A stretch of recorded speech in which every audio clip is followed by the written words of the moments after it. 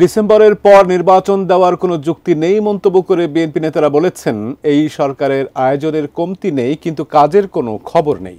৫ আগস্টের পর যেসব দলের জন্ম হয়েছে শুধু সেসব দলই নির্বাচন চায় না এমন মন্তব্য করে বিএনপির নেতারা বলেছেন, ছাত্র জনতার আন্দোলনের সুফল শুধু কয়েকজন ব্যক্তি ভোগ করবে তা হতে পারে না। শনিবার দুপুরে কাকরাইলে ডিপ্লোমা ইঞ্জিনিয়ার্স ইনস্টিটিউশনে সাবেক রাষ্ট্রপতি জিয়াউর রহমানের ৪৪তম মৃত্যুবার্ষিকী উপলক্ষে কৃষক দলের আলোচনা অনুষ্ঠানে বিএনপির স্থায়ী কমিটির সদস্য সালাউদ্দিন আহমেদ সংস্কার নিয়ে যে আলোচনা হয়েছে সেগুলো জাতির কাছে প্রকাশ করার দাবি জানান। আপনারা নিজেদের মতো করে যে সমস্ত সংস্কার সংবিধানে চান, সেই সংস্কারগুলো জাতিকে মেনে নিতে হবে। এই ইগু কেন আপনারা লালন করেন? নির্বাচন বিলম্বিত হওয়ার একটিও কারণ নাই, আপনার সামনে যুক্তি নাই।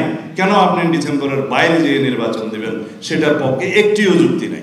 সকালে জাতীয় প্রেস ক্লাব মিলনায়তনে জিয়া পরিষদের আলোচনা সভায় বিএনপি স্থায়ী কমিটির আরেক সদস্য আমির খসরু মাহমুদ চৌধুরী বলেন, শুধু একটি নয়, কমপক্ষে 52টি দল ডিসেম্বরের মধ্যে নির্বাচন চায়।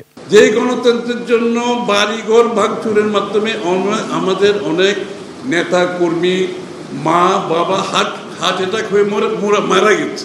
সেই গণতন্ত্রের পদরোধ যদি কেউ করতে চায়, এটা কি গ্রহণযোগ্য হতে পারে? রাজধানীর শিল্পকলা একাডেমিতে জাসাস আয়োজিত অনুষ্ঠানে বিএনপির স্থায়ী কমিটির আরেক সদস্য গয়েশ্বর চন্দ্র রায় বলেন, সুষ্ঠু নির্বাচনের দাবিতে যে আন্দোলন, তা কয়েকজন ব্যক্তির স্বার্থ উদ্ধারের কাজে লাগালে তাদের স্থান হবে ইতিহাসের আস্থা করে। এই বিজয়ের যে সুফল করতে চান, তাহলে তারা ভুলে করবে ইতিহাসের আস্থা করে। এই বিজয় যে গণতন্ত্রের জন্য, এই বিজয় একটি সুষ্ঠু অবাধ নির্বাচনের জন্য, সে কথাটা আজকে আমাদের বুঝতে হবে। Aminul Islam, ATN news, Dhaka.